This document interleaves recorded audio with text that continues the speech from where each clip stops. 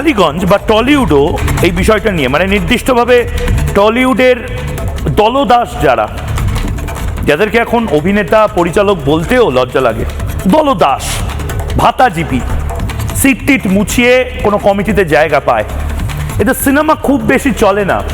এদের inflated box office figures, অর্থাৎ 1 টাকার ব্যবসা করলে 100 টাকার ব্যবসা করেছে বলে বড় বড় দাবি করে। একটা পুরস্কার পেয়ে 10টা পুরস্কার পেয়েছি মিথ্যাচার করে। এদের পাবলিক এখন আর সিরিয়াসলি নিচ্ছে না।